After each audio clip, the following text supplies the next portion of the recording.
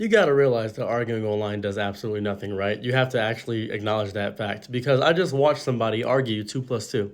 I watched them explain the whole argument how it went down. 2 plus 2 equals 4. First person agreed said, yeah, I sometimes use 3 plus 1, but that equals 4. And then 4 plus 0, boom, came out of nowhere, boom. Someone came out of nowhere and said, sometimes 2 plus 2 can equal 5. And then they said, well, that doesn't make any sense. Then they brought up Terrence Howard.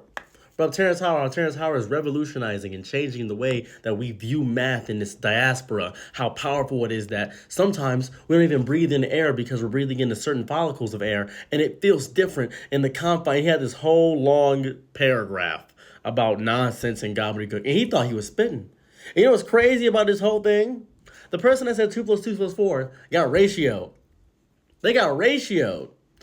They are ratioed by the person that wrote that paragraph because they're using pseudo philosophy on Twitter.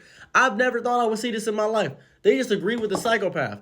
I keep finding these arguments online that don't make any sense. It's nuts. Did you know? This is going to sound very specific, a little bit of history for you. Did you know that America could have had a third pounder?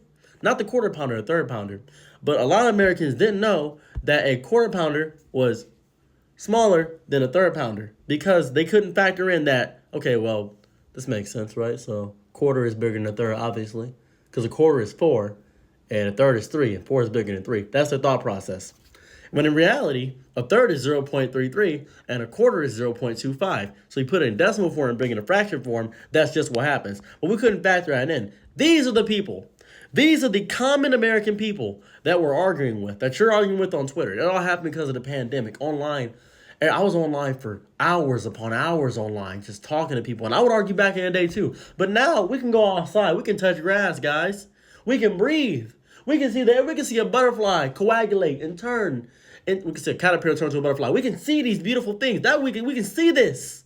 We don't have to look outside right now. It's sunny. Spring is starting. Please go up, get up, and enjoy your day off outside. Do that.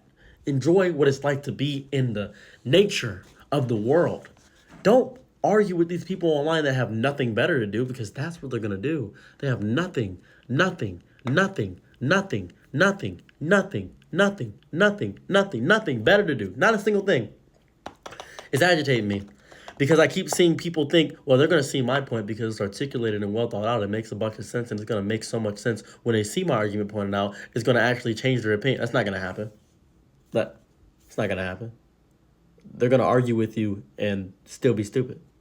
And you're stupider for arguing with an idiot.